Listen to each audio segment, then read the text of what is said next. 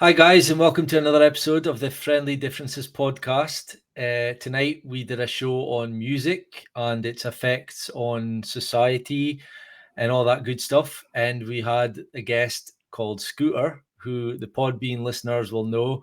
Scooter is a co-host with Spanky, and they have a show called Code Blue, which I'm told is a lot of fun, and it gives us the feeling, the experience that we're in a club and there's Spanky and Scooter are the DJs and they'll take requests, and it's something that that I will definitely be checking out. We talked about music because obviously they have that show, and I really enjoyed it. I really did. I thought Scooter is a very knowledgeable guy. I think he could talk about pretty much everything, which is good. I think towards the end of this show, you guys will see we kind of talked a little bit about society in general with the age, the millennials, the baby boomers and all that. And that was, for me, I sat back and listened, and I like those kind of chats. I do, although I don't contribute much because it's before my time, and but I really do like listening to people talking like that. So how did you think the show went? Solid? I loved it. It seems like every show is becoming one of my favorite shows, one of my Yeah. favorite shows, whatever. But Scooter, and again, I'm gonna say this word, he's fascinating to me. This show we talk a lot. I mean, music is something that he knows. He knows his stuff, and it was just interesting to listen to him, whatever. And then when we started to get more into the weeds and stuff, it was just good. I mean, I think the three of us, together, Mhm. it was just good. So, and I Yeah. tried to behave myself, but but yeah, yeah, Mhm. he is someone that I definitely want to have back. Yeah, we had a back and forth well, I did with him on your show one night, and I could tell it was kind of my first interaction. I could tell this guy was very knowledgeable, and he would be Hmm. good to have on a show. So we'll definitely have him back. But the music topic tonight was kind of, for me, I was always saying to you, like, what about music though? And I was kind of a bit, nervous about it. But when you have someone like Scooter and yourself going back and forth with the questions, it really takes the pressure off. And as you say, I've really enjoyed tonight. It was a breath of fresh air. Really, really fun show. Well, I hope everyone enjoys listening to it. Yeah, And follow us on TikTok. We have we have a new channel on TikTok, Friendly Differences Podcast on TikTok. Please follow us on TikTok. yeah, So yeah. I noticed our BitChute numbers are up, but only one person subscribes. So this is one thing I will say. Please, please, please, if you're going to watch our videos, I wouldn't even, although the numbers are nice to have, the subscriptions, if you want to hit that subscription and hit the bell as well, and it notifies you when we go live, because obviously we do these shows live. So that's a way to notify yourself that the Friendly Differences podcast is now live. But more importantly, what I was going to say is, and this might surprise you because most people are interested in numbers, I want to know your feedback. I want to know, did you enjoy the right. show? Did you not? Did you want to push back on me for any of my beliefs, or Solid for any of hers, or the guests? Like, we want to know. So to me, when I see the comments have been left, I'm right on, and I'm like, oh, Solid, you should take this one. This one's aimed at you. This one's aimed at me. I'd Right. rather have that. And again, guys, if you want to come on, you're more than welcome. Send us an email or drop a comment in the YouTube video or the BitChute video, and we'll get to that, and we can set up a meet and greet with you so that you feel comfortable. You can tell us a little bit about your beliefs and what you want to talk about, and we'll have you on. There's no problem there. So yep. So without further ado, we hope you guys enjoy the show. Yeah. Bye, guys. Bye.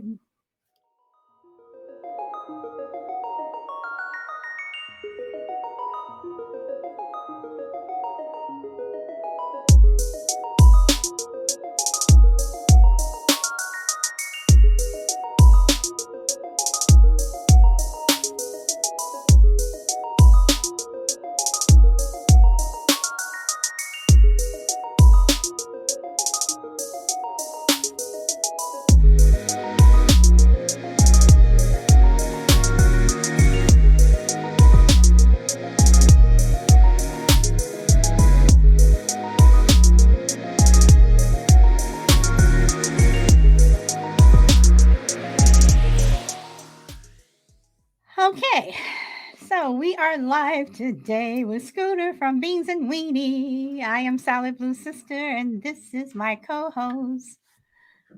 Baram you. Okay. Musical interlude. And Bob, I think it's your turn to take lead today. Oh, is it? You've sprung that one on me. Yeah, I did it last week. See, guys, we have to take turns. It's only fair. Yeah. Well, so this show we're going to talk about music, and where that will go, we'll just have to find out. But we had a meet and greet with Scooter, our guest tonight, on Thursday night, I believe, my time, obviously. And I think where it could go, we could possibly touch on the effects that music's had on cultural. I have a few notes here, like the black culture, the hippie culture, the feminist culture, how music has kind of shaped them, the lyrics to songs, more so as we've moved on in time, the music videos that are associated and on like MTV, we've all seen them, and how they can affect us. I want to touch a tiny little bit on the power of music, the healing power. It's an alternative viewpoint that there's people out there that believe that music can heal, and that the certain frequencies can do things to our body. So that would be interesting as well. But I'm just really excited to have Scooter on. Scooter is a fellow Podbeaner. He has his show that I have been unfortunate not to be a part of because, as you all know, the time difference here, I miss out on a lot of great shows. I'm in my bed when all the great shows seem to be happening. So I am, as I say, I've got a job now that I will be doing night shift once every 3 weeks for a week. So I'll get a sample of Scooter's show. But Solid Blue tells me that it's like the shows that Scooter does that they're almost like you're at a nightclub, and she'll put her phone on the side as she's doing maybe some dishes or preparing the food and grooving away. So it's a good experience that Scooter's created with his co-host Spanky, who can't be with us tonight. But anyway, I'll let Scooter tell you more about his own show. He'll do it much better than me. So over to you, Scooter. Oh, and thank you for that toss there, Bob. To your fleece, to your clan, to your keep me true. Is that where that came from? I've got to break all. Okay, all right. Yeah. So that'll do, pig. Just saying. Yeah. We can talk about the Beans and Weenie show and Club Code Blue coming on tonight, 8 p.m. Central Standard Time. All music, 2 hours. Spanky, myself, and Bubba host a musical interlude and adventure through time to take your mind off of today's problems and issues. So join us tonight, Podbean on Facebook and on Twitch and Rumble. That's 8 p.m. And that's May 20. Today's the 21st, guys. So you're listening this live. It's tonight. If you're watching us in the future, if you're a part of Bahram, yeah, we're a week in the future. Just wait, it'll come out, and you can watch it then. So that's our music show. We do a comedy routine Monday, Wednesdays, and Fridays whenever we show up. Really, it's just whenever we show up. But it's supposed to be Monday, Wednesdays, and Fridays, 7:30 p.m. Central Standard Time. So when you're on the night shift, that's like 12:30 your time. So, you can just like tune in for a little lunch, have a laugh, and then crack jokes because those guys are rednecks and they talk funny. We'll say the same thing about you. Although I love Scotland. I'm deeply, deeply tied to Scotland. So I love it. Awesome. So that's our show. So, Scooter, I have to ask because some people have said this and I've noticed. Uh-oh. Who is Bubba and does he really exist? Who is Bubba and does he really exist? Yes, Bubba is a dear friend of mine, very shy young man. Pardon me, I got to hit the cough button. Bubba and I served in the military together many, many eons ago and years, and we've been best friends since then. He's very, like me, very technical. But he likes to stay in the booth. He doesn't want to come out. He'll record things that you can listen to, but that's all it is. And he is real, not just a figment of Spanky's imagination. So he's like Dolly Parton's husband. It's like you never see him. He prefers to stay in the background, and they've been married almost 60 years or 40 Exactly. years. Whatever. We've only Yeah. been together for about 38 years, so we're not as Okay. good as Dolly Parton or Loretta Lynn. Loretta, that's Uh, true. you know, That's true. So, If you yeah. if you think about the Beans and Weenie show, this little family that we put together, we're kind of like the Penn and Teller of childhood humor or middle school humor. That's true, because I did ask you that. I said you all are Penn and Teller. So Exactly. You got Penn, that's Spanky. You got Teller. I try to say nothing because I don't want anybody to record me and come back and say you said this.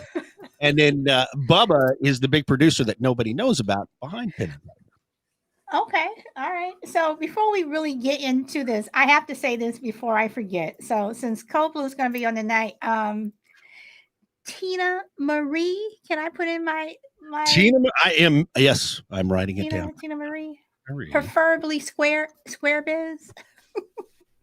Okay. So Is yeah, this a request? Yes, this is a request because see, he shut me down last week because they didn't do Cold Blue. I mean, literally, I was going up to the door of the. Oh, we lost the internet. Oh, Not sure what just happened there, but maybe Yeah. they didn't like me saying I was going up to the club. But I was going up to the club, Yeah. and they shut the door on me, saying the club is closed. We are not Oh. opening tonight.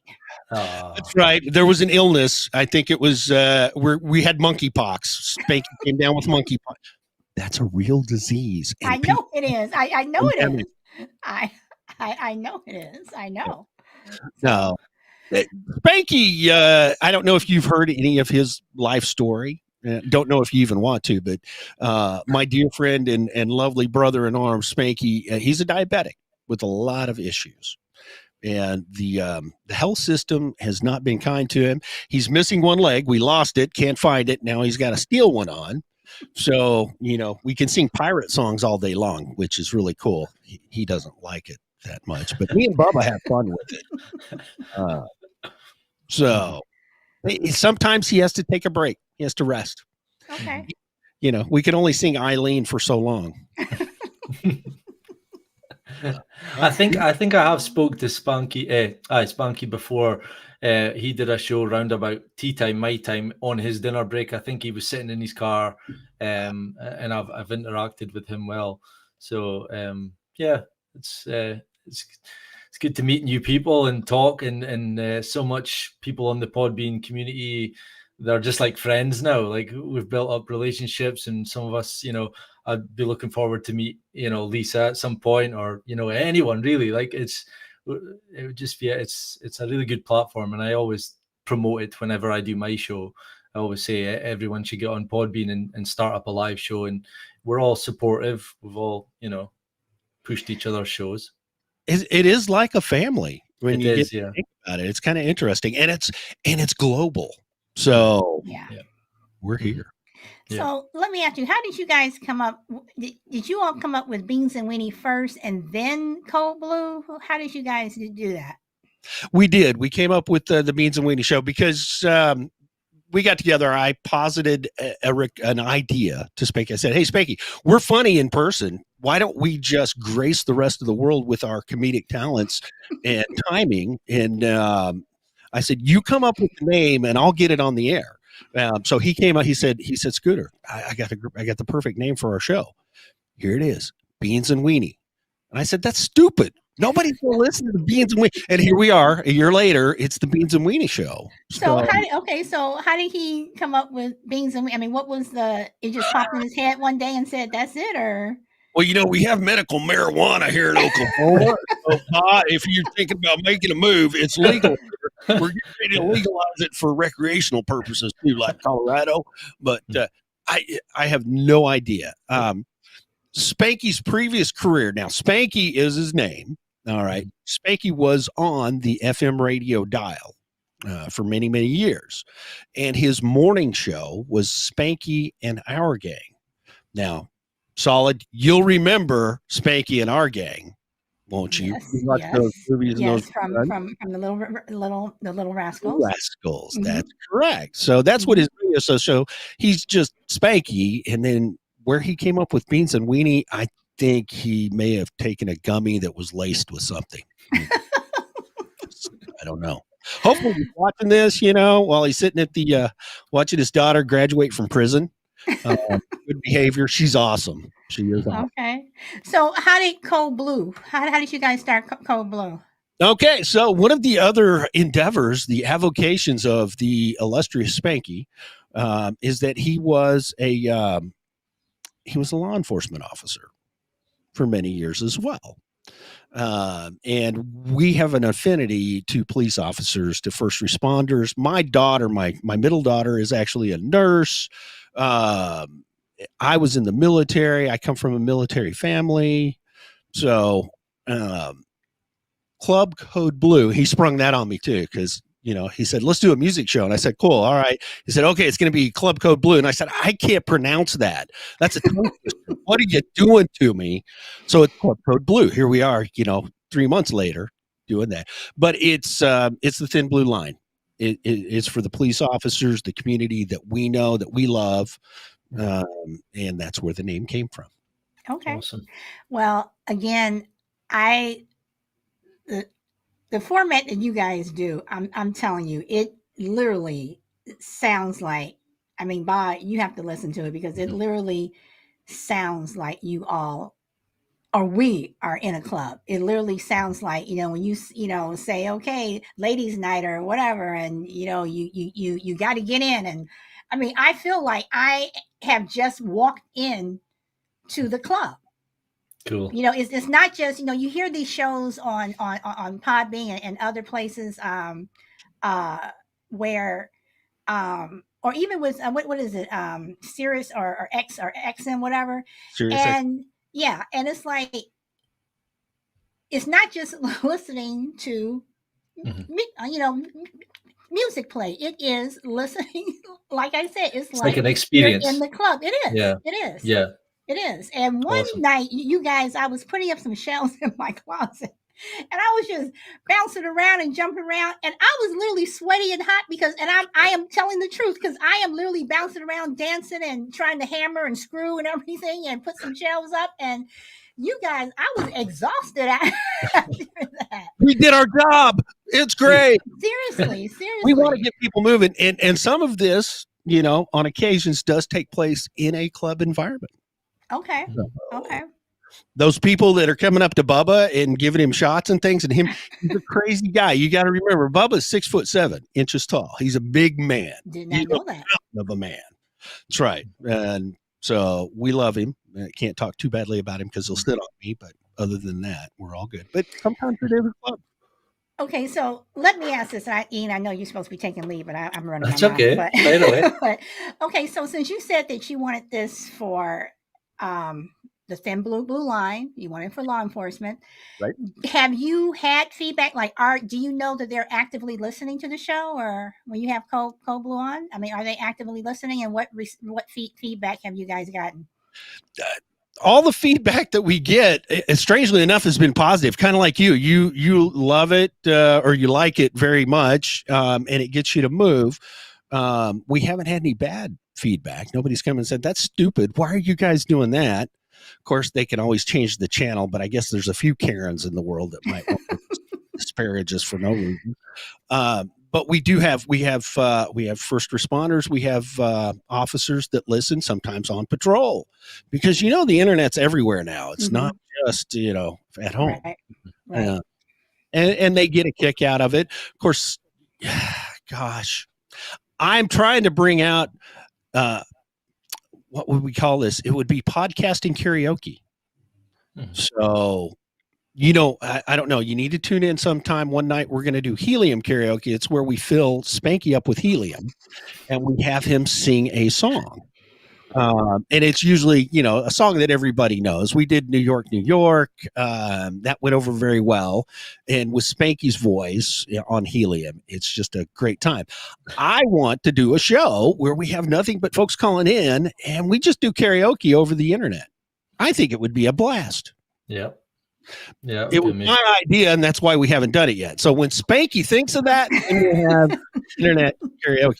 Just to let you guys know, that's how that works here in the G-Spot studios. Okay. Well, I do know that your number one fan, I do believe, is Jester. So I would love to hear him do karaoke. Yes, I want to hear him do a duet. I want to hear him do the Patrick Swayze duet. Oh, I've had the love of my life.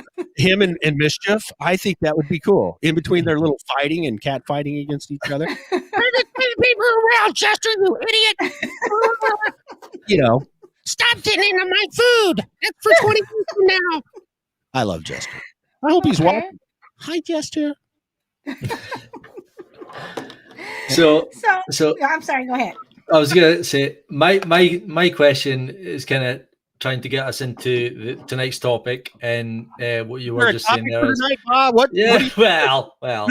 We don't have to stick to it, but Right. So do you guys must have a passion for music? I mean, that's not necessarily the case. You don't have to have a passion just to enjoy it, but is that why you started the show? Is it like, you know?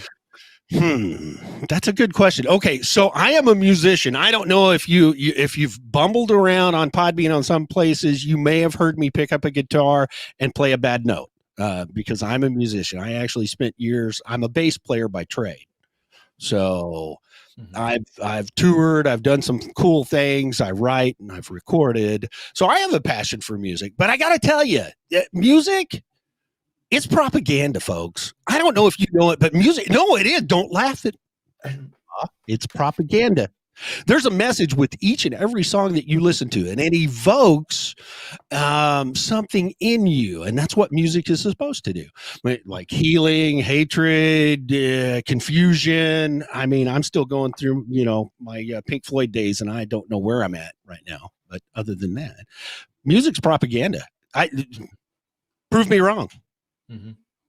Yeah, I've noticed this. I've come across a lot of people in my life who are so obsessed with music, like they've never got their headphones out their ears. They're wearing them to work. They're wearing them at work if they could, and they're wearing them on the way home. And they really, really listen to lyrics, and they're very fanatical about certain bands. Like you just mentioned Pink Floyd. I think stereotypically, like my wife in particular, she's one of those types of people. She's very structured with who she listens to on certain days, how the mood takes her. She'll listen to that type of music. And I also listen to this guy who might be listening tonight.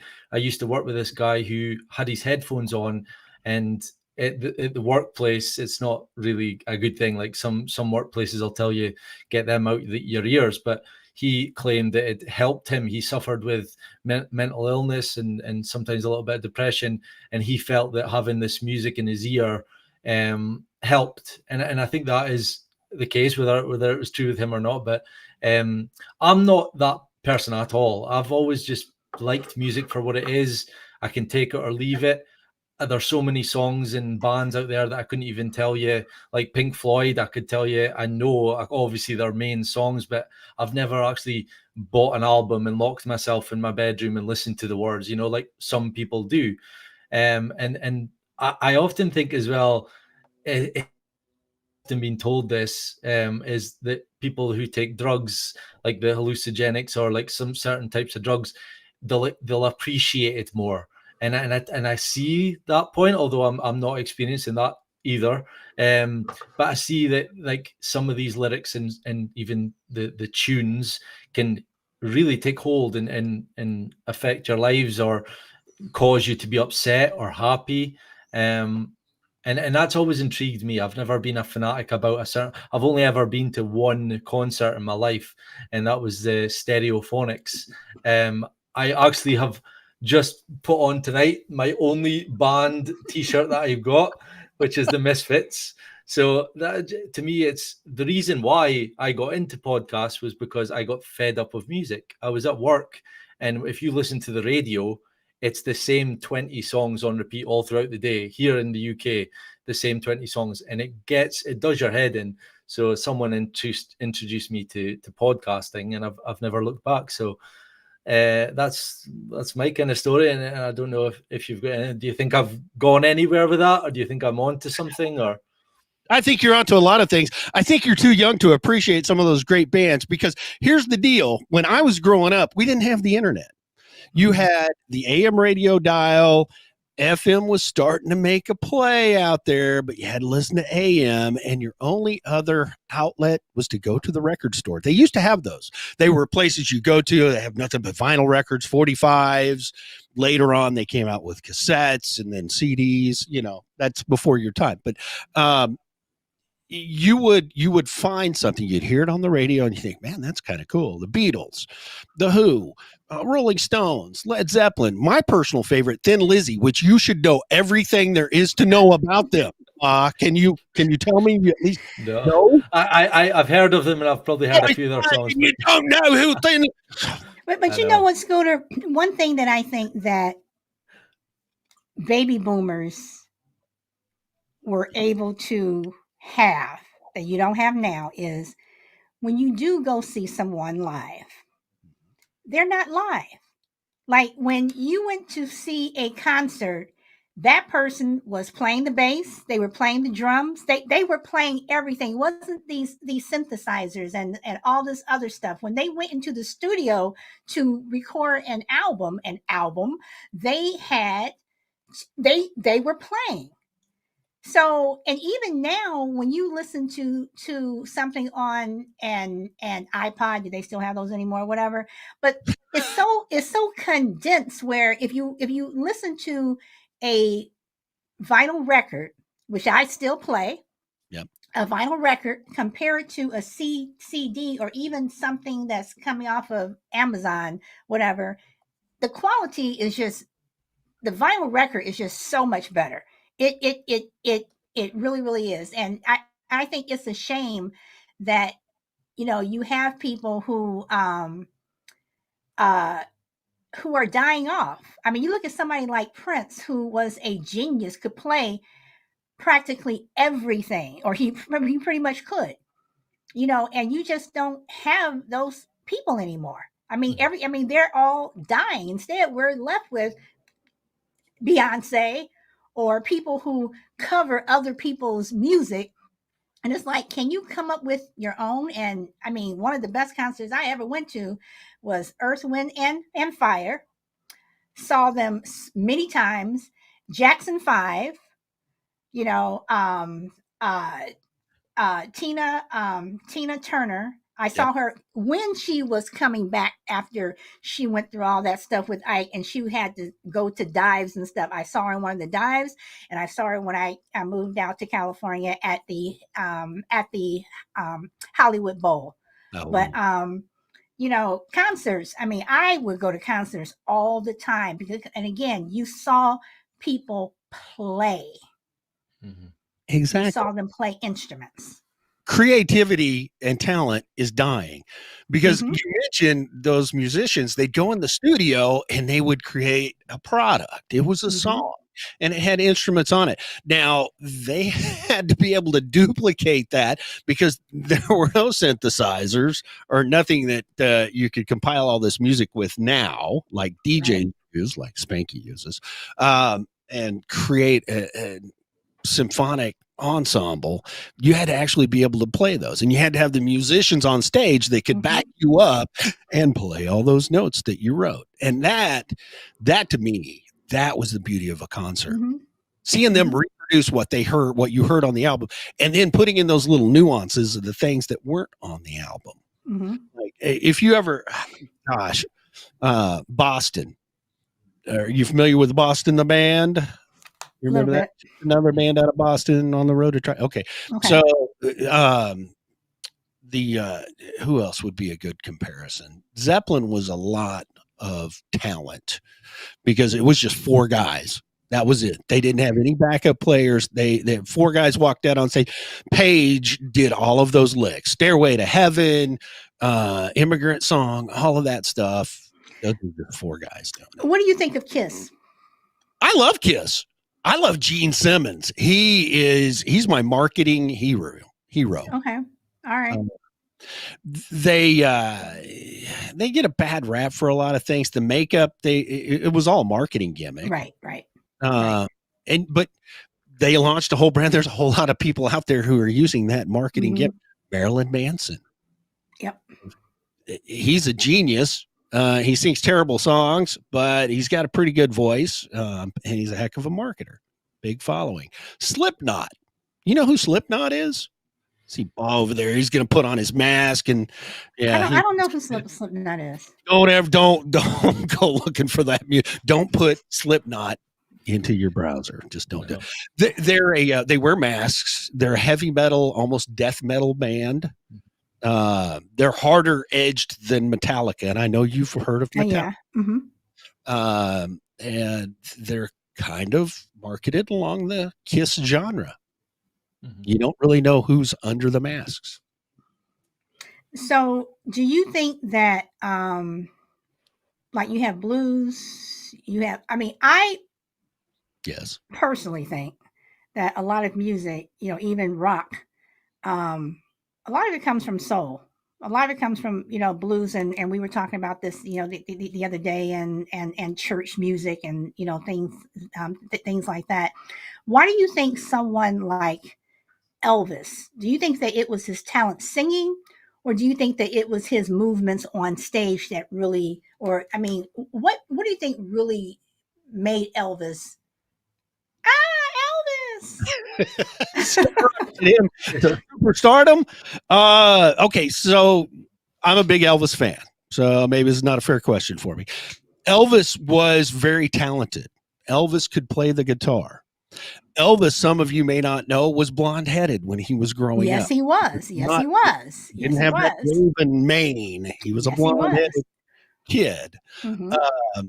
And he first got his notoriety. He sang in talent shows in Memphis, Tennessee, when his parents moved from Tupelo to Memphis.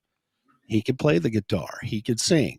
He wanted something different because, out there in the country where he came from, they had these little places called honky tonks, mm-hmm. where nobody was supposed to go because they had whiskey and women and good music. And a lot of that music was rhythm and blues. I think that's where our whole rock and roll, pop culture, bubblegum stuff, it all started from there. Because that's my favorite genre of music when you get down to it. So Elvis became popular because someone knew how to market him. He wasn't afraid to try new things, and he wasn't afraid to get up on stage and shock people. He was like the first Howard Stern of music. He got up there and wiggled those hips and his legs, and the girls went crazy because they'd never seen that before. I mean, so do you think that if he didn't do any of that stuff, if he just got up there and just played and just sang whatever, that he would have been Elvis? Do you think that he would have been as hot and as huge and large as he was? Okay, so think about the other singers that were around when Elvis was around. Do you know who the Millionaire Quartet was? You know who that included? That was Johnny Cash. My name is Johnny Cash. He was a part of the $1 Million Quartet. Elvis, Johnny Cash, and there were two others. You're going to have to come up with those. That's trivia for you guys. I know it wasn't Little Richard. No, it wasn't. It wasn't Little Richard. They were all white guys. All white guys. Okay, so hold on. Let me think. Okay, so we're talking around 50s. Johnny Cash. Yep. Hold on. Yeah. Just hold on. Don't tell me. And I'm not cheating. You see, I'm not typing anything to look it up. I'm going to play you some of the background music. You might just figure it out from there, because we got a whole lot of shaking going on. Mm-hmm. But it wasn't. Oh. Mm-hmm. The one married a 12-year-old. The one that married the 12-year-old Jimmy. Jerry Lee Lewis. Jerry Lee Lewis, yes. Okay. Ding, ding, ding, ding. Okay, and there's one more, right? One more. Guitar player. Fantastic guitar player. Nobody. Okay, let me ask you, did this guitar player, did he die in a plane crash? No. Okay. Not Buddy. You were thinking Buddy. Yes. Yes, I was thinking him. Okay, Jerry Lee Lewis. Should I get out the Jeopardy music? Elvis Presley, Johnny Cash. Well, we have a guess in the chat.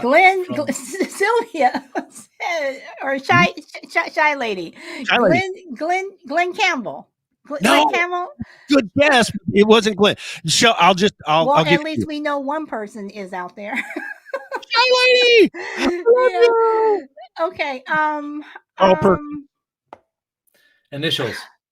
Carl Yeah. Perkins. CP. Carl Perkins. $1 Million Quartet. Who was Carl? Okay. I don't know who that is. Carl Perkins, well, think about his career. He's part of the $1 Million Quartet. He was a fantastic guitar player, smooth voice, but he went country. Now, if you go to Nashville and you go to Opryland, his picture's hanging on the wall. And he sold millions of records, but he didn't achieve that stardom that Elvis Presley did. So to answer your question, I think Elvis Presley would be a middle-of-the-road singer, just like Johnny Cash, Jerry Lee Lewis, and Carl Perkins. You think Johnny Cash was middle of the road? He did. When did he get his big break? Who knew about? When did you first hear about Johnny Cash? And I hear the train a rolling, coming around the bend.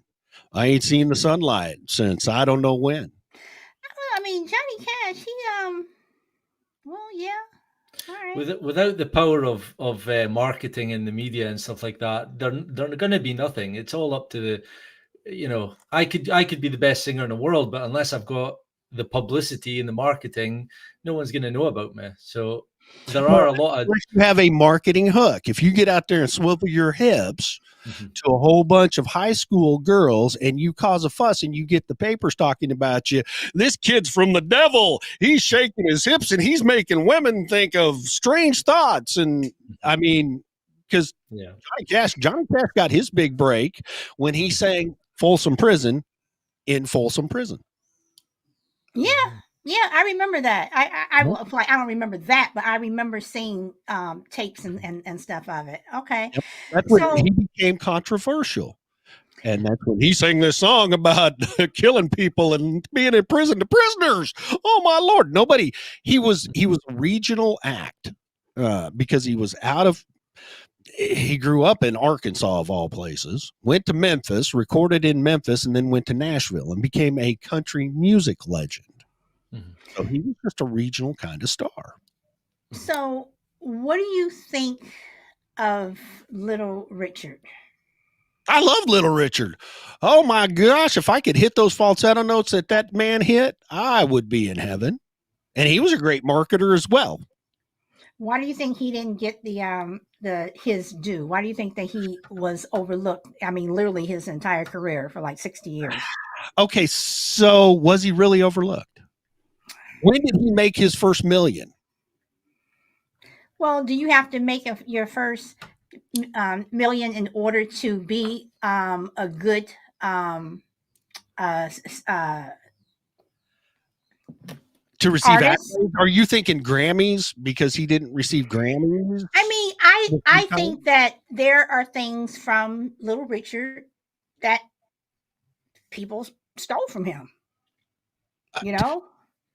Okay. So, but just like Bob just said, that you do have a lot of people who are great artists. They can sing, they can play, and he was out there. But I do believe that he should have probably gotten at least one Grammy. I mean, I think that his music, I think he had good music. When was he going about? What decade? Or that was mainly that was mainly the 60s. Well, his career started in the 40s after World War II. So he was I'm saying, but people really start to know about him in the 50s and the 60s. Now, a lot now on with Black people, a lot of Black people, knew about him. I'm talking about when he went mainstream was really 50s, 60s. I mean, that's what I think. So, okay. So my knowledge of Little Richard, whom I love, and I think he's great. Everybody has heard one of his biggest songs, "Good Golly, Miss Molly." Mm-hmm. All right. So did you know that Little Richard was homosexual? I had heard that he was bi. Him and Liberace. Mm-hmm. Okay, so that doesn't matter a hill of beans. I'm just trying to figure out what success he didn't get, because everybody steals from everybody else. There has not been an original note written for hundreds and hundreds of years. All the notes have been written to music. all the 3-chord players, those notes have been used over and over again. So he did something different. He was very popular in the South. Now, maybe he didn't get a wide regional audience. He didn't become internationally famous until the 60s, but he was a treasured performer down in the South, down here where I'm at. So I'm trying to figure out where the success that you're looking for, whether it was a Grammy, which he received Grammys. But for him, it just, I don't know, for Little Richard, it just always seemed like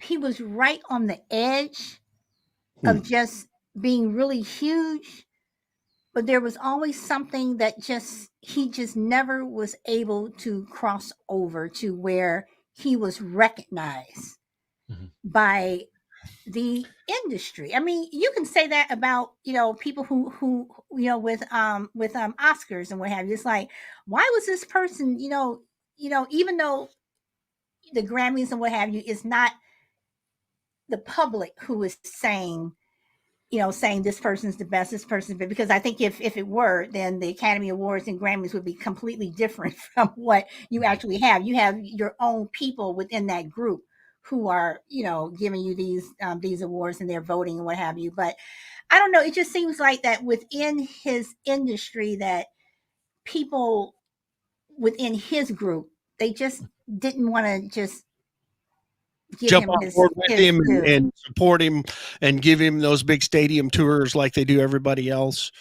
And I kind of think you've kind of answered your own question, because those organizations, the RIAA, the people who measures how many album sales you have and whether you go gold, platinum, silver, or bronze, or whatever else there is, and the Grammy organization, they're people. And they are they're caught up in their own little world, so they only give those awards to people that they want to give them to. Now, I'm not a part of the Grammys, but I've written music. I think I ought to have a Grammy. I've got friends who've written music who have received Grammys that I don't think they were probably should have done it, but they were in the right circle at the right time. But I think Little Richard, for everything that he did, how many number one songs did Little Richard have? He had a couple. He had quite a few. He had a couple. He had a couple. Not like not like he was like nothing. I mean, that's what I'm saying. He had some So okay.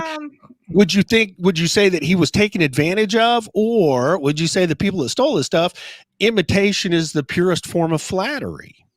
Which side? You know what? I have a problem with that, because people have stolen my ideas, stolen things that I've done, whatever, and I have done things where I have literally created things that now are absolutely huge on the market. And people have come and told me, well, we know it was your idea, but because I mean, but I think that you can say that imitation, whatever, but there's imitation, and then there's downright, it's like, come on. It's theft. Seriously. You stole it. You got that from me, or you got that from him. So I mean, come on. So I don't want to hear this. Well, imitations that no. But they did a better job with the marketing, and they made it a bigger hit than what somebody else could do. I mean, okay. So even when you look at Whitney doing "I Will Always Love You," written by Dolly, okay.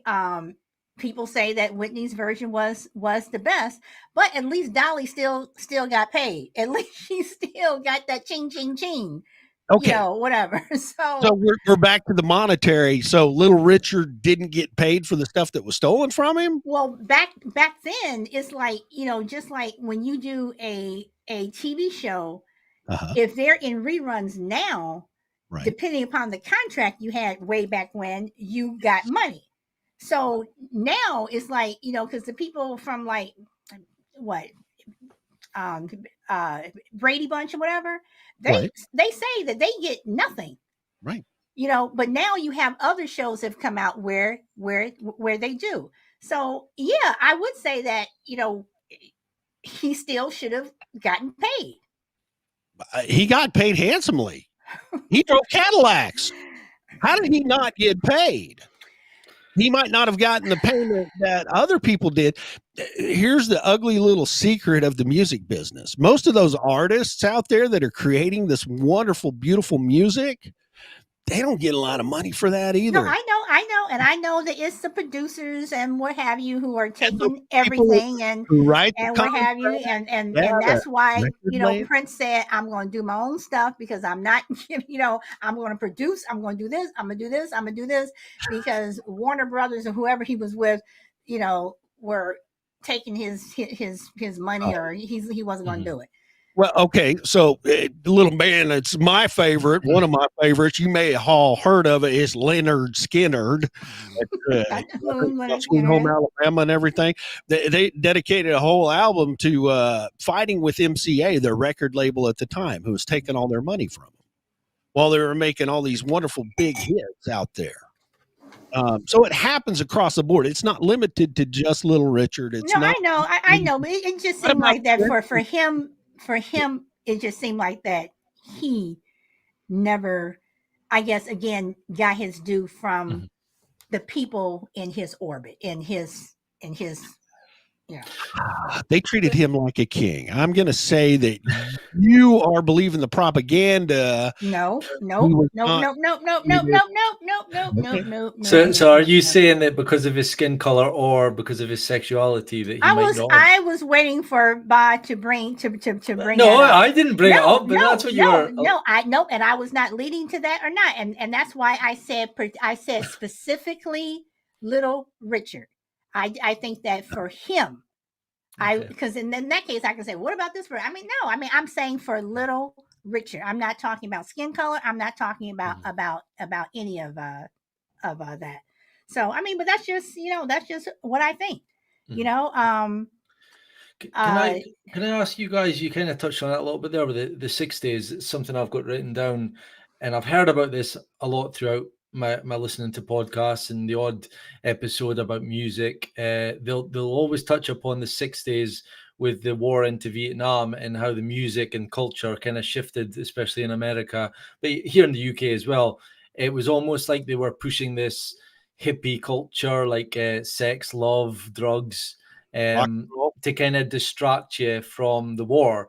Because obviously, to go into war with a country, you need the people to be on board with it, or at least that was the case up until Obama went into 7 different countries with just by calling them civil conflicts. He didn't have to call them war, but before then, you had to get the approval of the people. And a lot of people believe that in the 60s, was it Jim Morrison? He was a big influence with that, and he was also, his dad was in the government. No, am I wrong? Well, his father was an admiral in the Navy. Jimi Hendrix's father was in the Navy as well. Jimmy was more of an anti-war personality than Jim Morrison and the Doors. Yeah. Joni Baez was anti-war. Neil Young was anti-war. You have most of those people. You look at Woodstock. Most of those people were anti-war. I don't think that. See, and I can say to you, Bob, you're bringing one of your conspiracies, whatever. But I don't think it's conspiracy. I think it's more how music in the 60s, the swinging 60s, where it was kind of love, peace, rock and roll, drugs, hallucinogenics. It was kind of like to keep us distracted. I don't think it was to keep. I don't think it was like a government thing. Okay, you all do this, and I think that people during that time were literally sick and tired of the war. I think that you just had a war that just seemed to go on and on and on and on, and people were sick and tired of it. They treated, and also remember that they treated people coming back from Vietnam. They didn't treat them very well. They called them baby killers, what have you. So I think that people, just like the Iraq war, or whatever, that was a generational war. People were sick and tired of the war. you know, and all you heard, I mean, I remember just turning on the TV. My parents would turn on TV and MIAs and Vietnam, and all you saw was war, war, war, war, war. And I think that at that time, it's not the government saying, well, we're going to do this. I think people came out and said, you know, you had your flower children, you know, if people were smoking weed or whatever. It was like, you know, because I think that's what Woodstock was pretty much about, you know, pretty much saying, you know, we're tired of this shit. You know, we need to focus on something else. Did I hear Solid say that? You need to listen to some other stuff I said. Oh, believe me, I am. I'm just doing that. You know, Come on, you know, but podcasting. I mean, but see, now if you had my husband here who never ever curses, he would be looking at me like, did you really have to say that? But was that needed for the emphasis? Come on. You know, but I mean, I'm just saying that I think that at that time that people were just, I'm just tired. Can we move on? Okay. I want to elaborate on that, Bob. You just hold on there. Hold your little conspiracy socks. I'm coming to the table now. Okay, so we had a big change in the world. We had just gotten out of World War II. Global conflict. We defeated Germany and Japan. All right, we pushed them back. And then all of a sudden, some wise guys up in the Department of Defense, General MacArthur, who was a brilliant tactician and strategist, came up with this idea. And he said, you know what? China's going to be a problem. We need to take China out. That's where we got the military action. It was called a police action. It was not a war in Korea.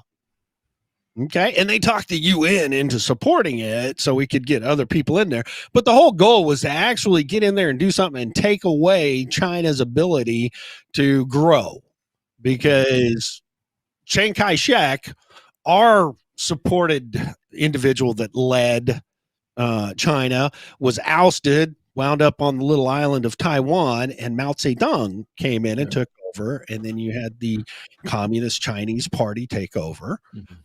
So that was Korea. It was a big to-do. People died over there. We lost a lot of folks. We got a great television show out of it, MASH. I thought that was cool. See, I'm going back to your show last night there, Solid. See what I'm doing there? A little segue. Okay, so Korea finally ended. And we got some new government people in. All right. Nixon ran against Kennedy. Nixon lost. Kennedy won. Kennedy, he reached out and he saw that communism was creeping into Southern Asia, down into Cambodia, into Vietnam, and around there.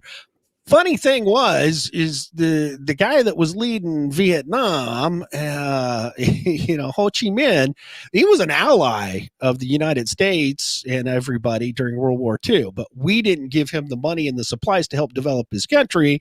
So he said, man, I'm sitting closer to China. It looks like communism will work for me. So Kennedy said, you know what? We got to stem the tide of communism. We can't let it overrun the Asian continent. So we sent military advisors in there. The thing that changed for the world is we got television. Television was invented.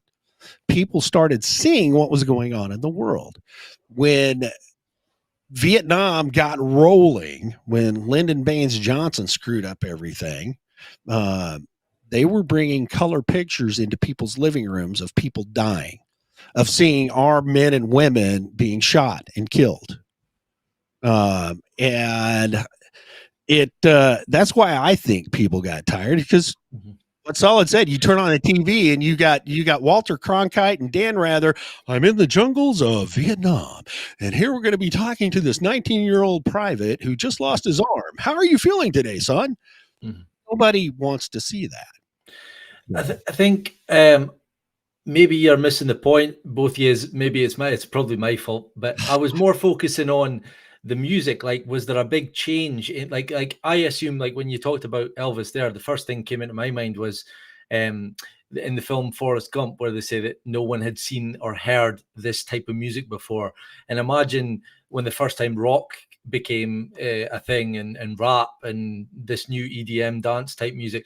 It's like, wow, what is this? This is new. And that's what in the film Forrest Gump he kind of alludes to. And that's what I'm alluding to with my point. I maybe didn't make myself clear, as I often do, but the music changed. It became this new wave of like the Doors, the Who. It was a psychedelic type of music that maybe influenced people to be, have your war, I'm boogie and I'm loving this, I'm popping pills, I'm taking hallucinogenics, and it kind of distracted us. He's a Gen Zer. He's believing everything that's being told to him. Yeah, I've heard that theory loads of times. All right, so here's the beautiful thing. All right, history was written. It may be true and it may not be true.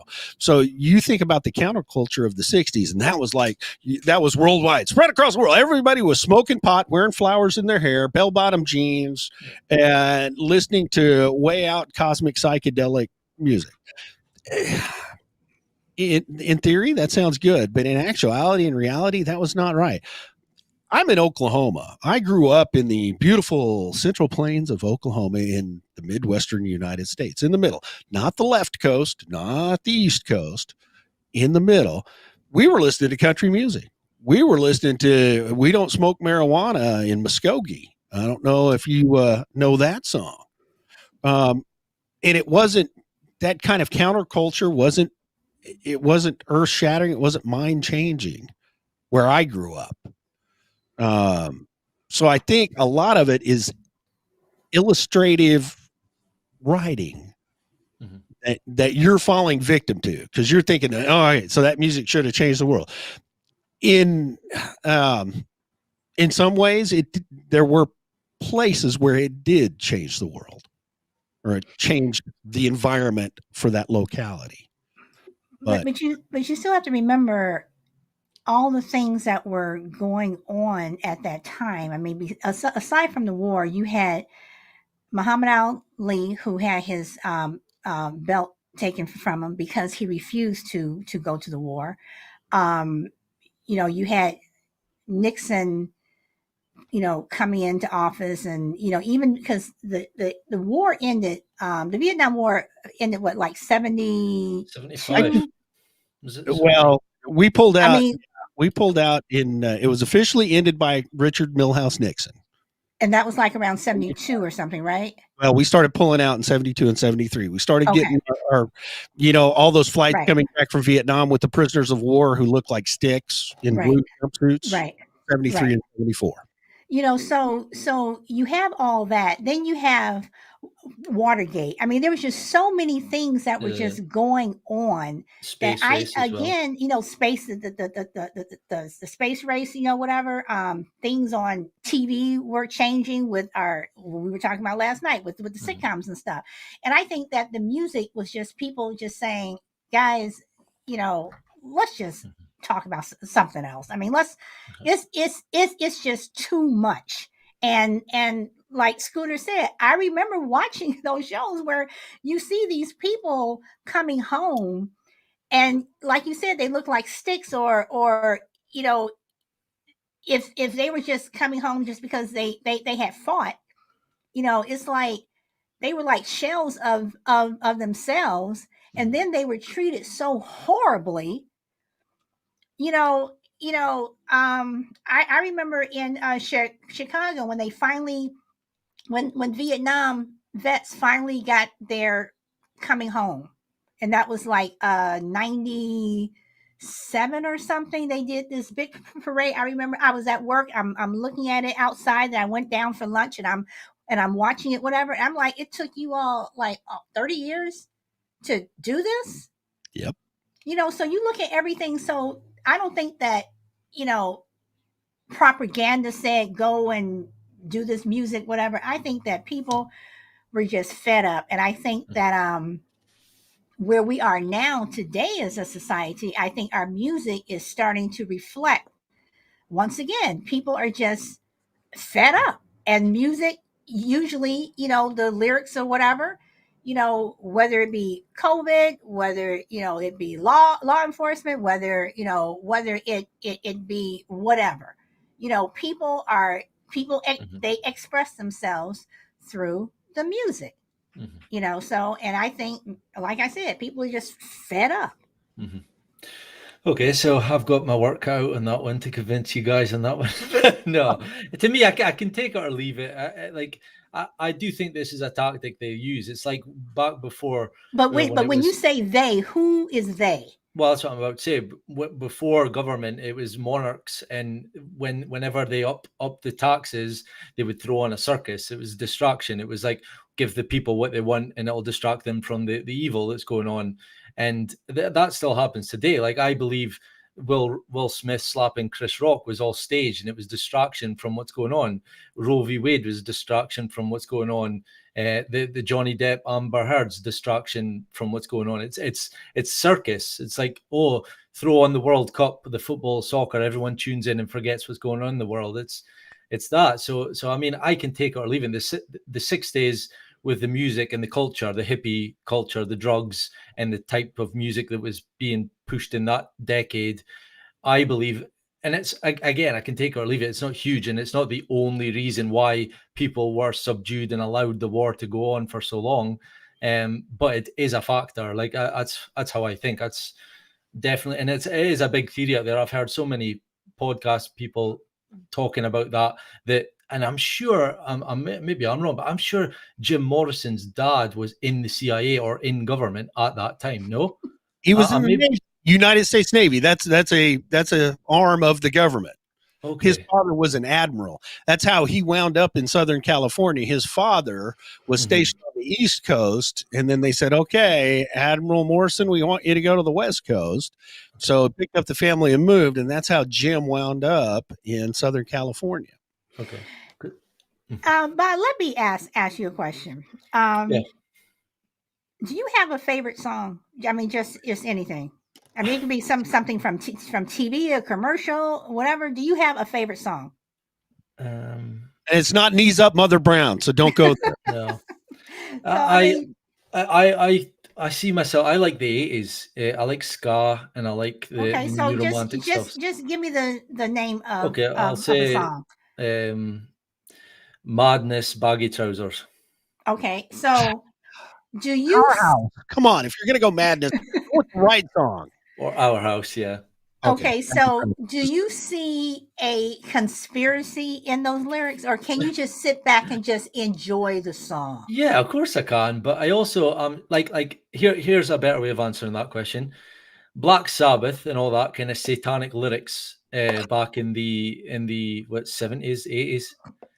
Like the 70s, 80s. The lyrics that they are saying, if you sat down and listened to some of the lyrics in that music, it's satanic and it's evil.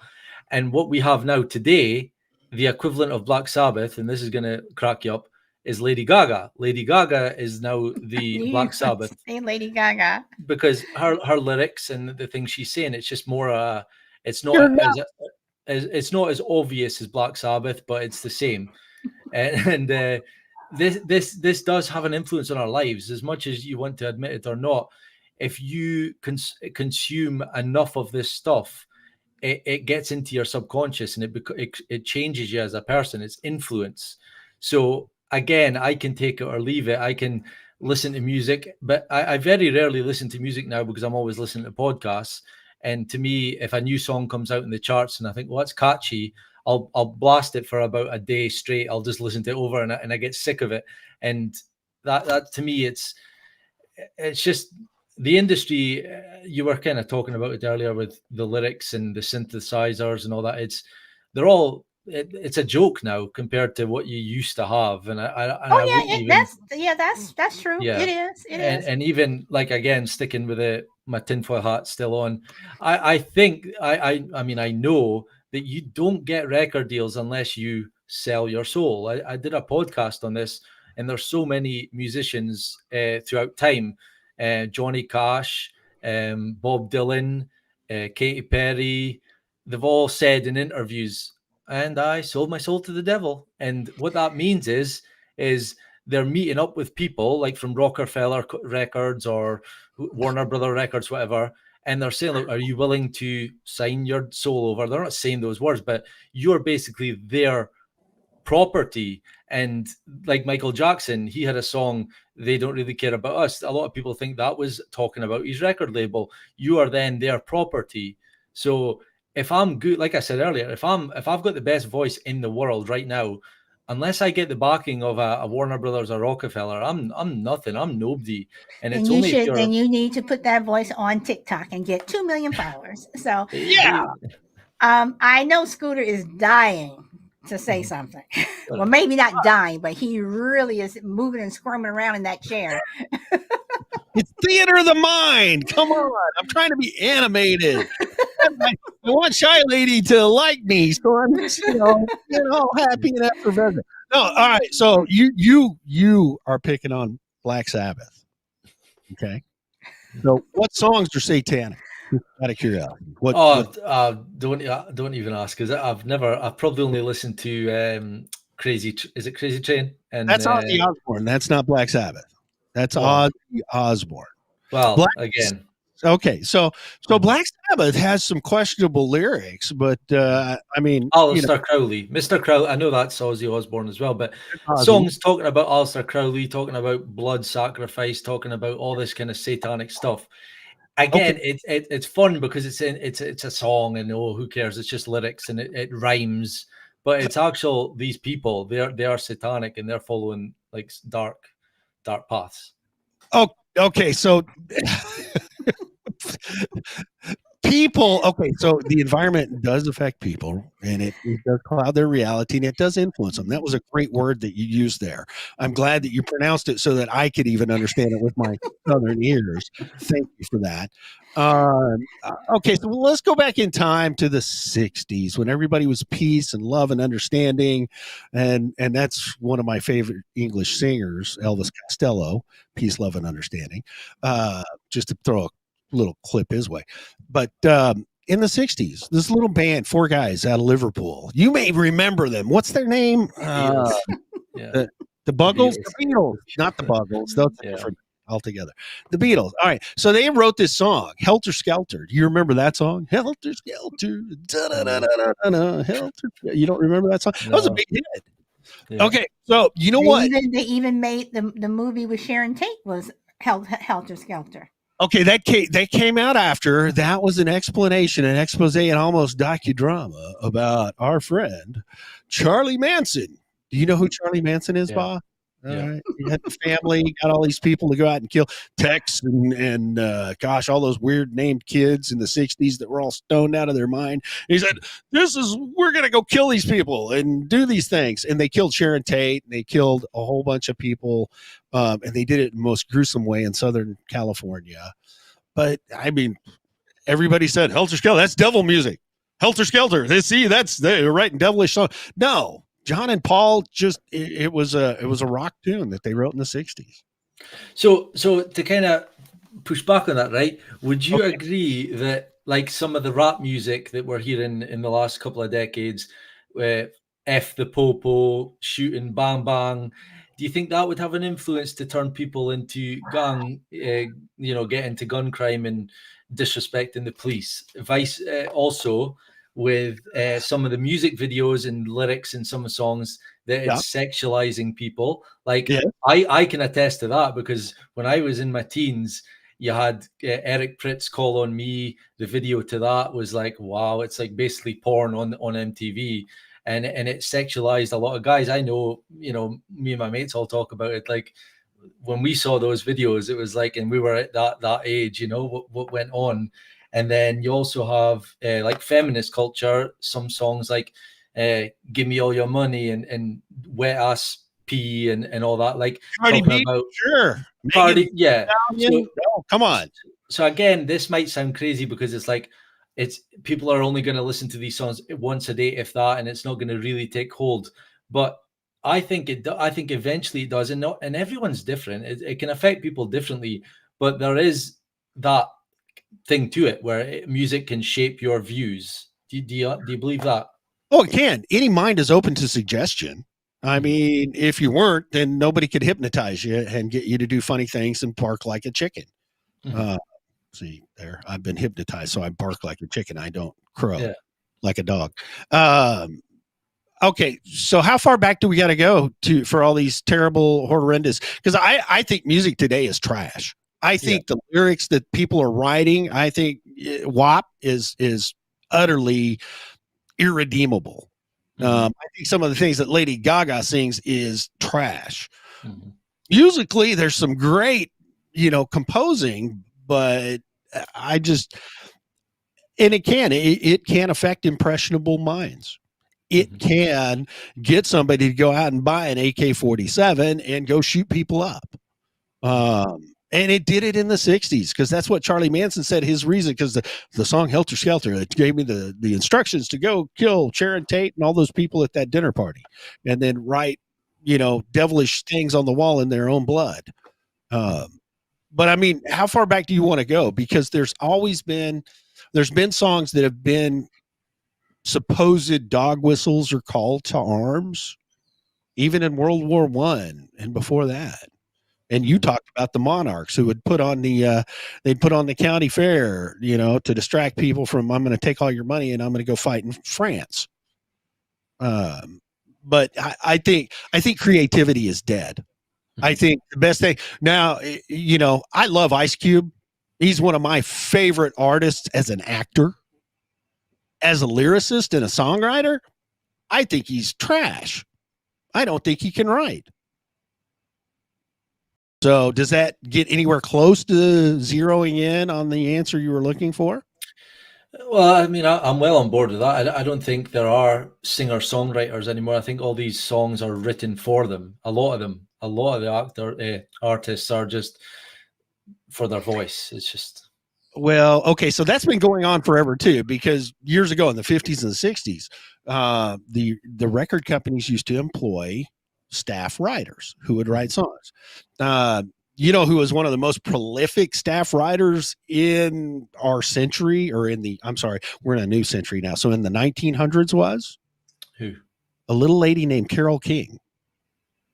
Don't know Carole? Oh, you don't know Carole King? Really? Carole King. Carole King has written. Carole King has written thousands, basically thousands everything. I mean, she has written. Yeah. And she wrote them for other people. To sing. Yeah. She didn't get her break until the Summer of Love or whatever, the 60s, when she came out on her own and she started playing the piano and she started performing. So that's been going on forever. So people write for other people. My songs, I do not sing my own songs. Sorry, you don't want this gravelly voice trying to praise the Lord, because I was a Christian songwriter. Now that you know the whole story behind and no, I didn't. Third Day does much better. Back Powell, much better than I am at singing those praiseworthy songs. But I don't know. It's a marketing scheme and it's all propaganda. They do roll out songs when they want to get a message across. Yeah. I mean, that happens. Can I make a comment about the rap songs and the Popo and what have you? Yeah. When I'm not a fan of rap because I don't like some of the things that they say about women and using the N word and all that other stuff. I don't like that. But when rap first came out, it wasn't the way it is now with the Popo and all this other stuff. When rap first came out, it was emerging in the 80s. It was talking about hard times, work, putting food on the table. It was almost like a whole Marvin Gaye thing, but then things started to change because things in the neighborhood started to change. So when people say, let's go shoot the Popo, whatever, it's like, listen to the entire song and see how they got from A to Z. And I had to do that because I was like, really, guys? Seriously? And then someone told me, when I went over to friends, I was like, you all have to play that. And I'm like, why? I'm like, do we have to hear about, the Popo and all this other stuff? Seriously? And they were like, why don't you listen to the entire song? And I did. And I'm like, okay, you all are telling this story and you're getting from A to Z, but what the media is doing and what people like you are doing, you're picking out, that, and one of my tweets was called out for cherry picking, whatever, so it's like, aren't you doing the same thing? Aren't you listening to what the media is saying? Whatever. So hold on. But again, it's like, listen to the entire song. And that's one thing that I like what Chills said on one of my shows, a couple of days ago, where he says, it's not just this, it's this, and it's this, and it's this, and it's this. And not just within, Black people, whatever. I'm talking about, you can go over to the Ukraine now and someone could be rapping about, Putin, whatever, and say, well, it's not just he, dropped some bombs on us, but it's also this, and it's this, and it's this, and it's this. Mm-hmm. Everybody has a this, and this, and this, and this, and this. Mm-hmm. Go ahead, Scooter. Go ahead. Does it make it right? No, but at the same time, though, it's funny, the people who say, does it make it right? Because when it's not, when they're on the other side of right, then everything's fine. But when they're on the opposite side of a right, it's like, well, do two wrongs make a right? Well, should we really do that? But I'm just saying. I know, but why not make songs about peace and love? Instead of okay, so they were doing peace and love, and you're saying that they were trying to do something, so they did do peace and love, and you were saying that there was a conspiracy about peace and love. No, what I was saying about the 60s was more, it was like psychedelical type of music that kind of put you into a trance. It was still peace and love, and but once again, though, you can't tell people that if they're going to write a song about their life, or here I am about to say this word about their reality, you can't tell somebody not, well, don't talk about that, just talk about this. You don't have the right to say that or whatever. But we all agreed there that some of these songs, and I dare say that a lot of these rap songs are being written for them as well, that if that means that whoever's writing them, and that they know that they're going to get blasted over continents and be listened to by loads of people, that's going to promote a bad message. It's negativity, and it's some of these musicians are role models for young people.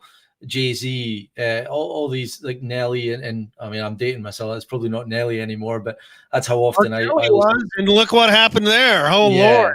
Yeah, so and I'm not just picking on and I was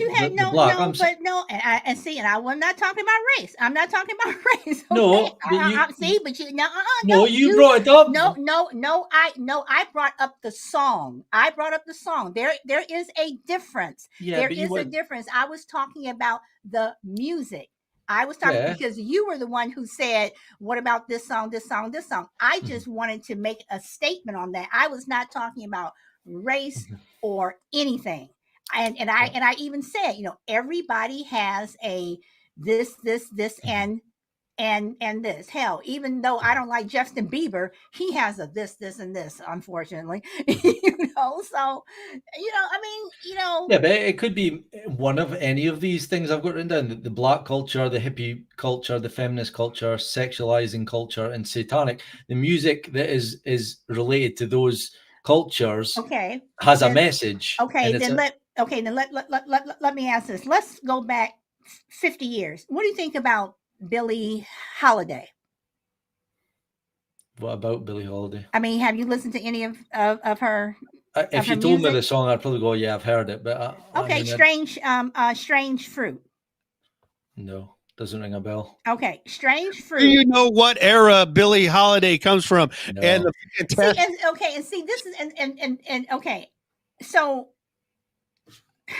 so I'm going to equate Billie Holiday with the rappers now.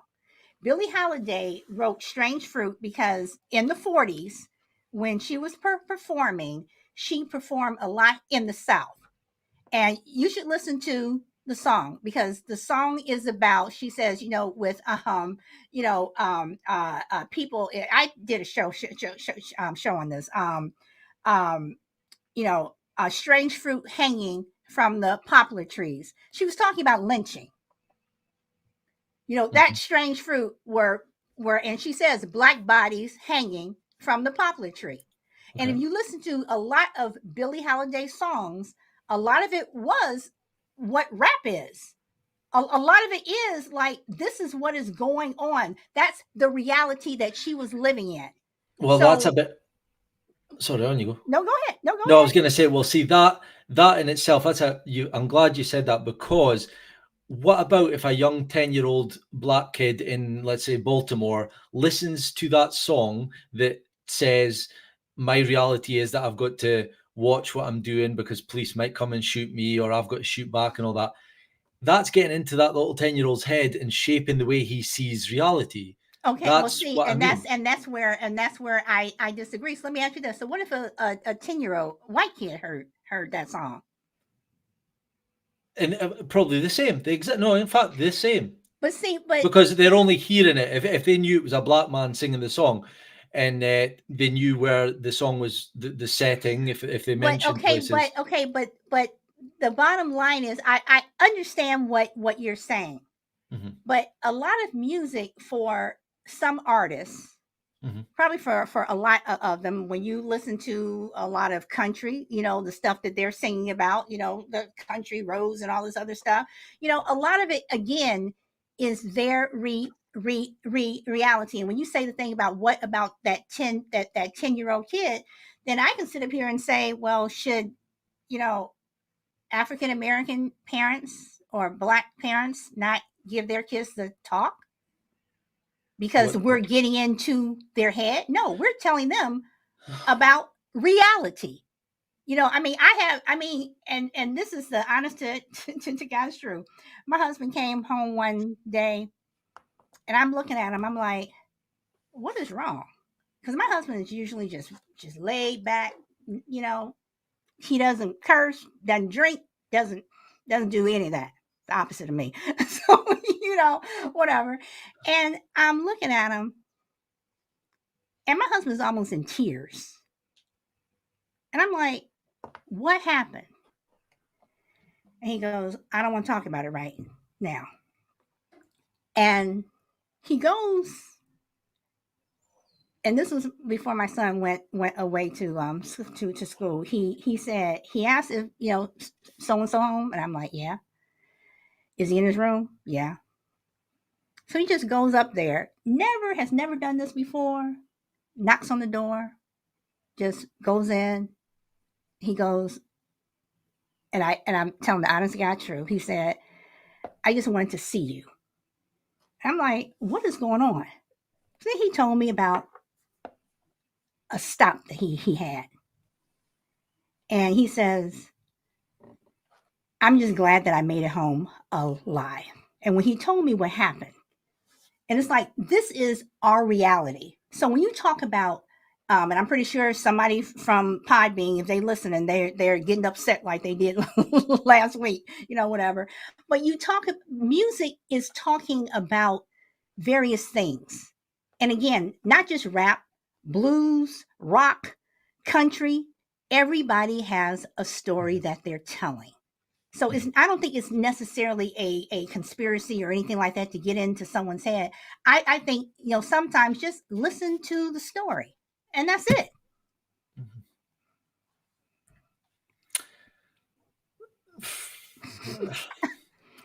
I don't know. I just think it's influence, and how much of an influence one song can make is probably very, very minimal. And I think that you are right. And even like for instance, listening to one song about shooting the police isn't going to make someone go and shoot the police. I know that, I'm not that stupid. But there are, we talked on our show, our one-on-one show the other week, and it's like how much of that influence is liable for the actions that we take. It's like messages being programmed into our heads, media, music, everything. So when you do get that extreme instance of someone going in and shooting up a school, or someone murdering their wife or husband, when you look into their lives and you go, right, they've consumed a lot of that. That was very, like, they consumed a lot of that type of music. They listened to this person. That's how we should look at it, because I don't believe humans do that on their own accord. I don't believe there's racism on its own accord. I don't think humans are born with racism in them. Okay, So I'm not talking about racism or anything like No, that. I know. Okay, I'm boss. So let me ask this: do you think Bonnie and Clyde were under the, the spell of, music, that they heard some song for them to go rob banks? They were under the spell of the devil's music. I know, because it was right down here where it happened. So he's from Texas and Oklahoma. Come on now. So what Sure. What music? Go ahead. But again, that's what I'm saying. Them honky tonks and them roadside bars down here in this part of the country. They were talking about killing Popo. And I think you guys are touching on a lot of great things. I think you are circling around all around us, because we've got colors, and we've got people, and we've got environment, and we've got conspiracy theories. And I think you get down to the root cause. If you think about it, why do people go into the music industry these days? Why have they really ever gone into the music industry? Because they want to blow up, and they want to make money. Exactly. Money. How do you make money? You make money by getting clicks on YouTube and getting clicks on Spotify and everything, people playing your music. All right. How are people going to click more on your music or your video if it relates to a controversy out there in the world? I mean, when NWA came out and they started talking about things in the hood, in Compton and in LA, I mean, to us wide-eyed children over here in the Midwest, my gosh, they were saying bad words, and they were pulling triggers on guns, and they were not only killing cops, they were killing their other brothers down the road because they looked at them funny, and they took away their girlfriend, and then they couldn't get all the hoes in their crib, and then and we're like, wow, that's cool. Look, and the beat is good. You can dance to it. We can get a hoedown going on this stuff, and it's all about making money in the long run, and the more controversy that can be generated. And it also does but like you said, that's been throughout history, though. It hasn't just been one sect, one group of people, or it's been everybody from the beginning of time, during Moses' time, whatever. People are, whatever. We kill the Egyptians because they don't make us make bricks without any straw. Yeah, seriously. Well, it has, and here's what I think society falls into. Besides a lack of morals, a lack of common sense, and a whole bunch of other things, people want to be liked, and they want to belong. They want to be in a group. They want to be known to be a part of a group, whether it's good or it's bad. Even Bonnie and Clyde, good Lord. Bonnie just wanted to be with somebody that was exciting because she hated working in the diner, and she didn't want to spend the rest of her life slinging hash and living on a farm. Clyde got upset because they sent him to prison for robbing a gas station. And then in prison, he lost his toe, and a lot of bad things happened to him. And he probably had, same-sex partners that he shouldn't have, because he wasn't a big man. He was a very small man. And that's a whole nother Napoleon complex that you can deal with later. But the environment, and there were people singing about my life is terrible. Rhythm and blues were huge, especially down in that part of the country where he came from. It was like, man, my life is terrible. I can't grow any more cotton, and I ain't gonna go out and do any more farming, and this is terrible. And it's just the man who's trying to break my neck, and he's got his boot on my back, and easiest way to get back at him is to take what was theirs. So you go out and you rob a few gas stations, you kill a few cops for no apparent reason, and you become famous. Then you die at the age of 29. Well, they were shooting back, so. Okay, so the first deadly encounter with Bonnie and Clyde, the policeman was just walking up to him. You are right. You And are. they- You are. I just shot him cold You blood. are. You are right. You are right. You are But right. there was But again, but like you said, people, back then I mean, depression was going on, and people were just like, I'm tired, I don't have any money, I'm sick, my husband left, my wife left me, I got all these kids, dog whatever. hates me. Seriously. So it's like, again, they're living in their reality. That's Sounds like how 2022. Solid. What are you saying to me now? And then you look at the depression where you had these rich people in their reality who were losing their money, who were jumping out of their windows because they couldn't face the fact that they were going to be poor. It was only two people that did. But I mean, I'm just saying that it's like when the Great Depression happened and people started losing their money. Rich people lost their minds. They're like, oh my God, I am going to be poor. Where poor people are like, join the crowd. We've already been poor. We know what it's like. So stand in line, stand in that soup kitchen line and get your one little piece of meat and your little potato and shut up. Exactly. Hold your cup upright because you don't want it to spill because you only get it once a day. Right. That's where my seriously, and during that time, like you said, the rhythm and blues and everybody's singing about this, singing about that. But I do believe, and I wasn't living back then, but I'm thinking that the people in the country had a little bit better than the people in the city because at least they could try to grow something before the Dust Bowl happened. They could at least try to grow crops and all that other stuff. So, and that's okay. So my parents grew up in the Depression.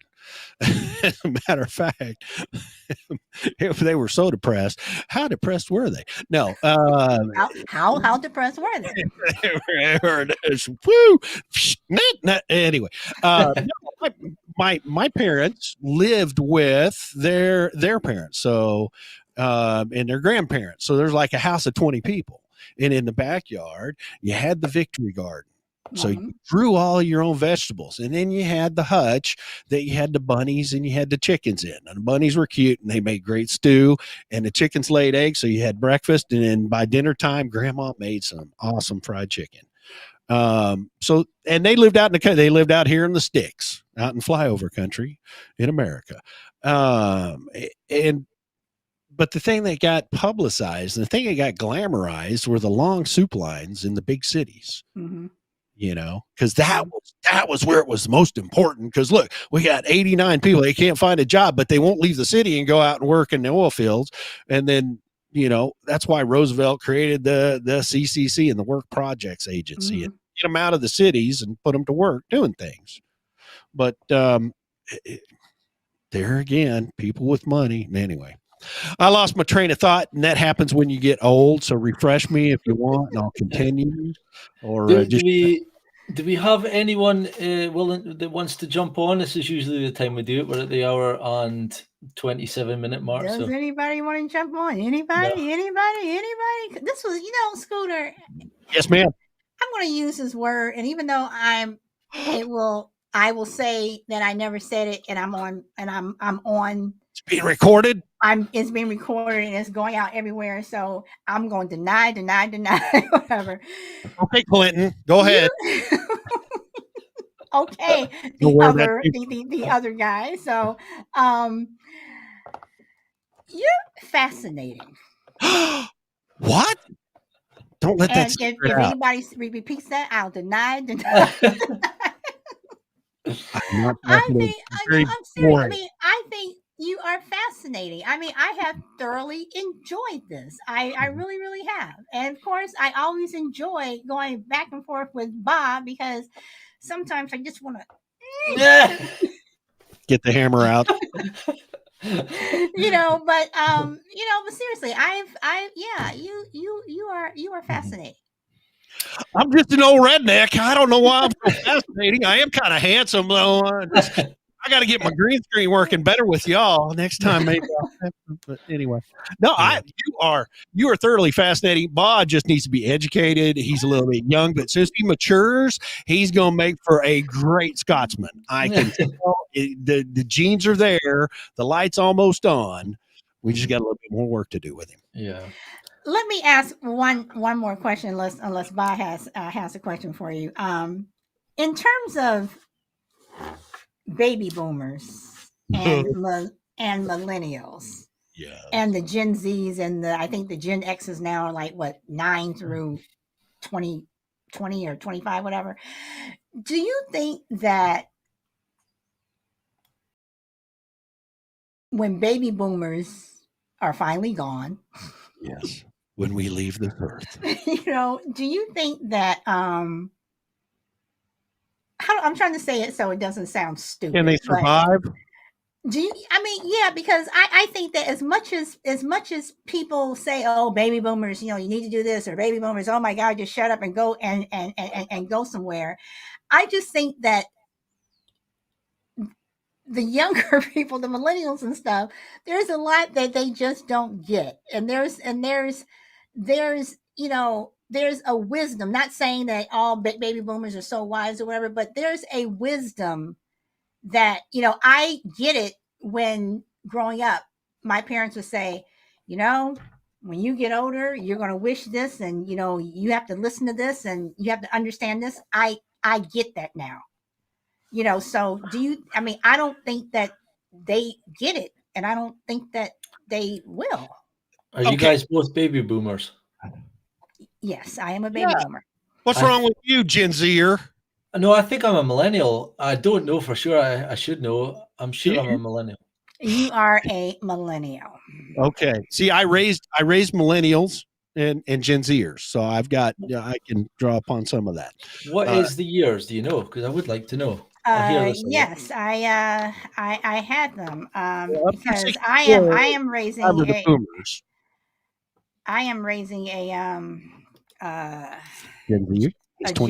a Gen Z. Well, he'll be 22 next month, so that's a Gen Z, I think. Gen Z. Yeah. Yep. And then from 65 through 80. So while Solid's looking that up, why would you say that? What do you think is basically what you're alluding to is that the as time's gone on, people are getting dumber? Is that what you're alluding to? No, just the younger population, because as Solid and I mature and age, we have so much more common sense than the rest of the world. Yeah. And why do you think that is? Ask it. Okay, hold on. The lost generation was well, I'm not going to go that far. The silent generation, 1925 to 1945, baby boomers, 1946 to 1964. Gen X, 65 to 80, Gen Y, 81 to 96, Gen Z, 97 to 2012, and Gen X is also the millennials, and Generation Alpha are 2013 to 2025. Wow. So I'm Gen Y. I was born 88. Okay, so 81 to 96. So Generation X is also the millennials. So you're a millennial. Yeah. Okay. So why do you think that is? Why do I think people are getting? All right. So Solid. I'm going to turn this back on you. All right. So growing up as every adolescent child believes they're smarter than their parents. Mm-hmm. All right. And Bob, you still think that to this day. You will eventually come to know that you're not. There's a light bulb moment that occurs. And I know it occurred in my life, and I'm betting it occurred in your life too, Solid. When you got to that point, you thought, holy crap, the things my parents told me are right. They're true. I can't do this anymore. There's a moment when you cross over that threshold and you see that what your parents told you, they were accurate. They knew what they were talking about. Didn't happen until your 20s or something. Actually, it didn't happen for me until I was in my 40s. Okay. it can happen. People can be late bloomers. But the thing is, I think because my children are still smarter than me.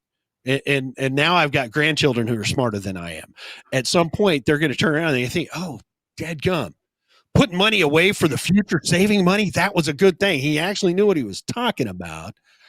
It's going to come to it. But it seems like the common sense of life is taking longer to be exposed to the younger generation because they believe, you know what, I'm out of money, I'm going to go on YouTube, I'm going to create some followers, and I'm going to get paid, and it's all going to be cool, and then I'm going to go vacation in Ipanema, and life is good for me.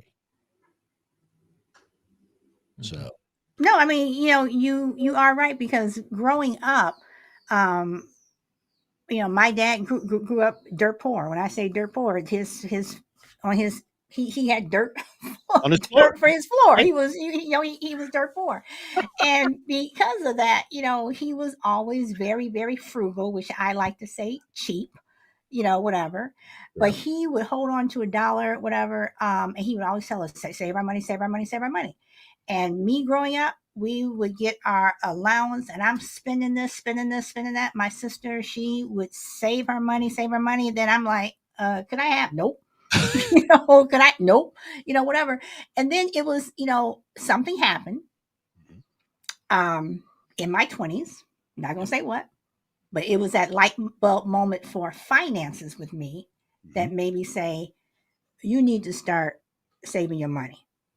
And when my son was young, it was like, growing up, my parents opened up a savings account for my sister and I, and they said, as long as you never take any of this money out until the day we die, we will deposit money into that account. My sister and I just got those accounts because my parents, my mom was the last one. Right. They said, don't touch it. As long as you don't touch it, whatever. And I even forgot that I even had it, and I did the same thing for my son, opened up an account for him. I said, as long as you don't touch this on this particular account, your father and I will, every month, we're going to deposit this amount of money into your account. Now, my son, he's one of the cheapest people ever. God bless him. His birthday is in June, and then you have Christmas. If he wants something, say in February, I'm like, well, you have some money, go buy it. He will wait until his birthday, and you say, what do you want?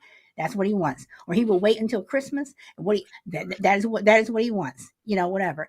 But you're right. It's that light bulb moment that comes not just with finances, but just with life, where you look around and you look at what some of these people are thinking you're doing, and you're like, y'all just don't get it, because life is just not like that. And just one day you're going to see that, oh, that's what they meant. Because I think that baby boomers let down our generation. I think that we dropped the ball and we gave our kids too much, whereas our parents had to really work for it. We kind of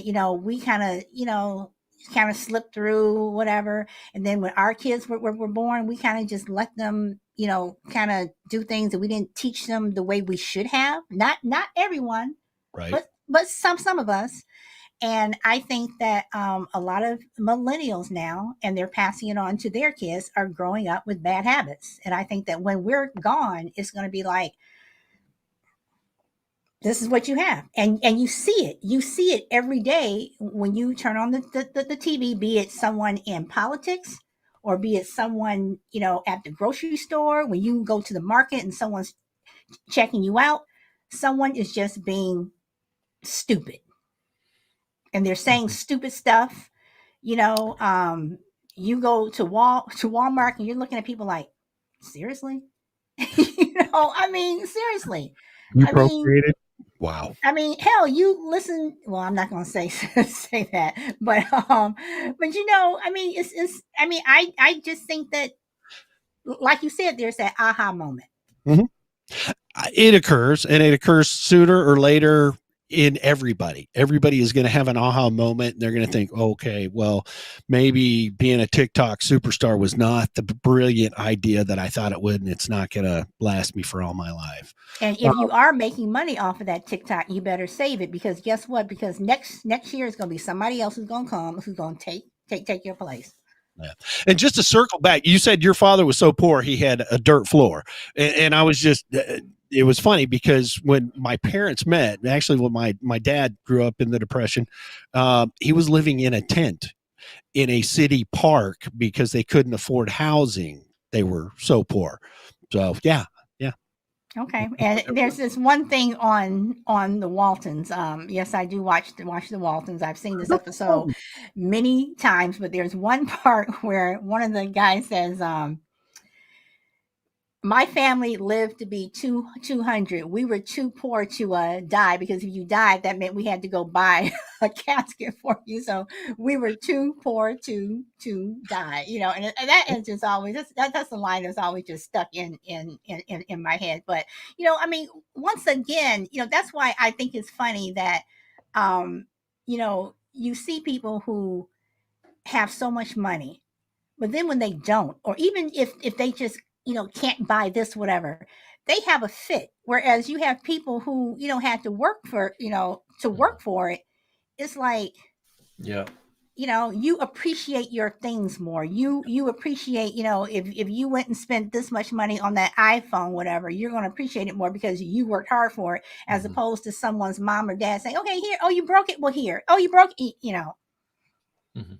Yeah. And that's what I think we have now. I think that we have that generation of, okay, here, you need another one. Oh, no problem. And plus, our generation, Scooter, we worked at 14 and 16. We were working. Now it's like, no, they're playing game. I'm going to make $1 million being a video game consultant because I know how to play Halo or Roblox or whatever the heck it is. Yeah. But I do feel that pain because Solid, we had a rough childhood. I mean, God bless you. You got an allowance. I think that's fantastic. You were upper middle class to me. I was mowing lawns, throwing papers, picking up, collecting glass pop bottles. That was, don't eat glass pop bottles. I seem to remember those. You remember that? You take them down the store and you get like 15 cents. Oh man, a 6-pack. Man, if you found like a case of those, you were rich. You were golden. You could go to the movies, whatever you wanted to do. But I think, and it's to our detriment because we had a rough life. We wanted our kids to have a better life, so we spoiled them. And I'm guilty of it. But in the same sense, I did try to temper that with creating that work ethic within my children, which, for better or for worse, I think they're doing pretty good. Of course, I'm biased because I think they're the best thing since sliced bread, but that's just me. And I'm hopeful because I meet a lot of other people like you, Solid, and like my neighbors who I've got younger neighbors and they've got younger kids and they've got respectful, wonderful kids. So I'm not as fearful that society is going to crash because I don't think society is going to crash, but I think they're going to need some help, especially when I see, the politicians that are coming out, and I'm talking about on both sides. I'm talking about everywhere. I mean, it is literally scary. It is literally scary, Yep. And you just look at, you just look around you and, you just kind of sigh, you go to the stores or you sit in, when I'm walking my dog and I'm going through the park and I'm seeing how children little kids are talking to their parents. I'm like, seriously? Mm-hmm. It's just like, you don't do that. If I said half the things that some of these kids are saying, I would not be sitting here now. I mean, because there are many times when my mother, you don't know. You'd be 6 feet under, so would I, because those were things that you did not transgress against. You didn't say, and for the most part, the people that I run into in my little city here, Tulsa, Oklahoma, they're respectful. You do run into the people that are severe idiots that suffer from foot and mouth and just don't know what the heck they're talking about, and they happen to be in the public service industry and handing you the French fries, but that's a whole different story. That's another topic you got to chase down. Yeah. But I'm still not as fearful, because I think even though all of this garbage is highlighted, the songs are written about all these terrible things, that the world isn't as terrible as it seems. I think there is hope. Society will crash, because it's kind of a funny thing. I mean, Bob, you alluded to the fact that the crises that the world goes through, where they're trying to distract from all the other bad things that are happening in this world. So they put out, Amber Heard and Johnny Depp trial, and we're doing all these silly things, and we're not talking about the war and lack of baby formula in the United States, and people are dying, and COVID.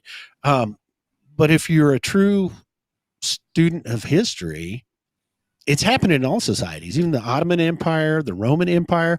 At the end of the Roman Empire, what they were doing is they were having these grandiose games with all these gladiators out there shedding blood and killing people, and they were giving free bread away to people. But the empire crumbled. That's when it ended. So something that repeats itself. Until we learn from history, we're doomed to repeat it. And here we are again. Deja vu all over again. Yep. Awesome. Well, I think we should probably start wrapping it up. Yeah. So that was a good final comment there. That's right up my street. That's history will repeat itself. So yeah, I've really enjoyed this. I could sit and listen to you guys talking about that kind of stuff all night. I've heard it, and you are right. First and foremost, I share the same sentiments as you guys. Although I have no hope, but that's a different story. That's that millennial thing. No hope. No hope. Yeah. So Scooter, will you come back? Mm-hmm. I would love to come back. I thank you guys for having me on here, because I know I'm not the pin of this organization that I belong to. I'm just the teller, the button pusher, the thing that makes magic tricks happen and stuff. But I would love to come back. Pick a topic. I'll go anywhere. And that's why I think you're fascinating, because I think that you can. And again, I'm denying it. I'm denying. I did not say that. But you are just not fascinating. You're not hear that here. Yeah. So if you play Tina Marie tonight on Code Blue, then I will put the chat. Fascinating. If it's not played, then you can guarantee Spanky will have lost his other foot. So all right, and Bob, I know that it's late for you, whatever, but if you can manage to stay up, I'm telling you, you got to check out Code Blue. Do you publish your shows, Scooter? No, because the music licenses. Oh yeah. Oh, that's right. That's right. You can't. That's right. I'm not allowed to. Yes. So okay. All right. Well, then we're gonna wrap this up. So yeah, thanks for joining us, Scooter, and again we'll have you on. It's been a great chat, and thanks to guys for listening live. I don't know what our numbers have been like tonight. We haven't had much comments in the chat, but we always appreciate you guys for stopping by, liking our videos, sharing our stuff. So this has been another great topic, and we'll see you in the next one. All right. So bye. Bye, guys. Bye.